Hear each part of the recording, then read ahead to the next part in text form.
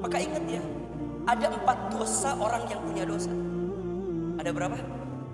Ada 4 dosa orang yang punya dosa. Udah pasti dosa itu dosa ya. Tapi ini ada 4 dosanya orang yang punya dosa. Selain dosanya sendiri gitu ya. Yang pertama, dosanya orang yang punya dosa adalah merasa tidak punya dosa. Jadi saat kita merasa tidak punya dosa, itu dosa. Punya dosa enggak? Enggak ada, Ustaz. Suci saya. Merasa tidak punya dosa itu dosa. Makanya hati-hati. Merasa soleh itu salah, merasa salah itu soleh. Catat buat status tuh. Merasa soleh itu salah, merasa salah itu soleh. Kita ini ke masjid, kita ini ngaji karena satu alasannya, kita ini belum soleh Ustaz, belum baik Ustaz, belum pintar Ustaz. Maka jangan pernah merasa pintar, harusnya pintar merasa. Jadi puntennya, kalau ada orang yang rajin ngaji, rajin taklim, tapi keluar taklim ngerasa paling benar, paling pintar, itu ada yang ada masalah itu. Kan harusnya makin ngaji dia makin ngerasa gak ada apa-apanya. Coba Bapak Ibu ya, makin kita mengkaji samudra ilmu, kita tuh makin ngerasa bodoh bener. Betul apa enggak? Makanya jangan sombong kan. Di antara sifat yang membuat iblis tidak masuk surga gara-gara apa? Sombong. Maka ya Allah, dosa saya banyak ya Allah, hamba ini banyak salah ya Allah. Maka hati-hati ya. Dosanya orang yang punya dosa yang pertama apa? Merasa tidak punya dosa.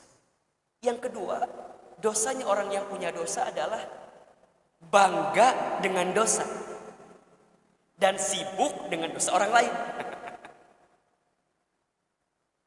Apa dosa yang kedua? Bangga dengan dosa dan sibuk dengan dosa orang lain. Padahal dia dosanya banyak, tapi dia bangga dengan dosanya. Bahkan tanpa sadar dia sibuk melihat aib dan dosa orang. Ibu bapak, hati-hati dengan membicarakan kejelekan orang lain ya. Nauzubillah. Kalau benar jadi fitnah. Kalau benar jadi gibah, kalau salah jadi fitnah.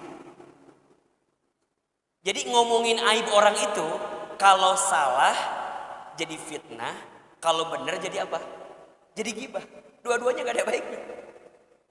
Apa perintahnya? Udah, lebih lihat diri kita sendiri dibanding sibuk sama aib orang lain. Kita ini kan kadang-kadang pintar begitu ya. Aib orang kita pintar lihat, aib diri sendiri nggak kita lihat. Dan kita bangga dengan dosa kita. Nauzubillah. Itu dosa yang kedua. Dosa orang yang punya dosa, bangga dengan dosanya, dan dia sibuk dengan dosa orang lain. Yang ketiga, dosanya orang yang punya dosa adalah dia yang tidak segera bertobat dari dosanya. Udah tahu salah, tapi dia masih enjoy dengan kesalahannya. Dosa. Maka apa perintah Allah kepada kita? Wa tubu ilallahi ayyuhal mu'minun, kan gitu. Jamian, wa tubu ilallahi jami'an ayyuhal mu'minun. Ayo orang-orang beriman, bertobatlah kalian kepada Allah. Taubat jangan nunggu nanti keburu mati. Taubat jangan nunggu kapan-kapan, nanti keburu dikafani. Udah, kalau kita bismillah ada kesempatan taubat sekarang, yuk bismillah, taubat. Ustaz, tapi kan dosa saya banyak. Iya.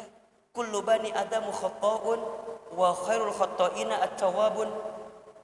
Setiap manusia pasti pernah punya salah, betul? Dan sebaik-baiknya orang yang pernah punya salah adalah orang yang segera bertobat kembali kepada Allah.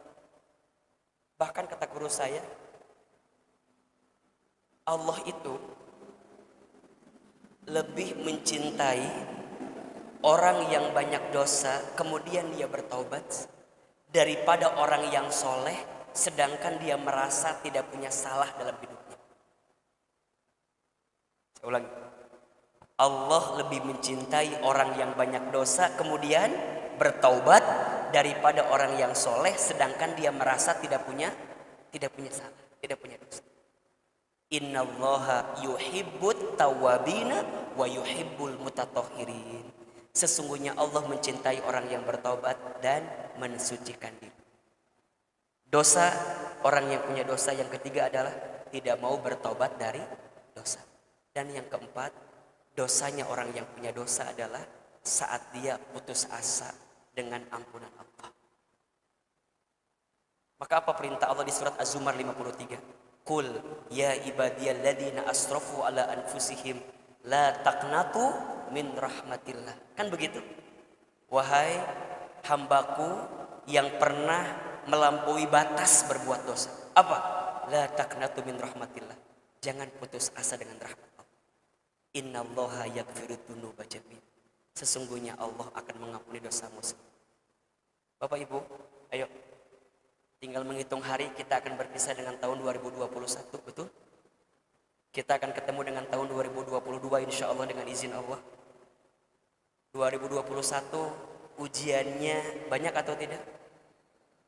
Masalahnya banyak atau tidak? Berat sekali Ustaz. Ya, ayo.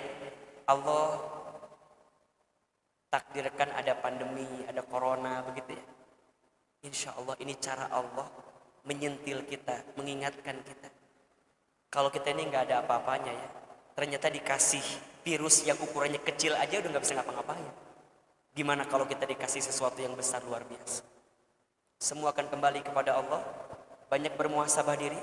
Indah orang yang bermuhasabah itu. Dia nggak akan sibuk sama aib orang. Dia akan lebih ngelihat dirinya sendiri. Dan ingat, semakin kita bermuhasabah, semakin kita mendapatkan kebaikan dalam hidup ini.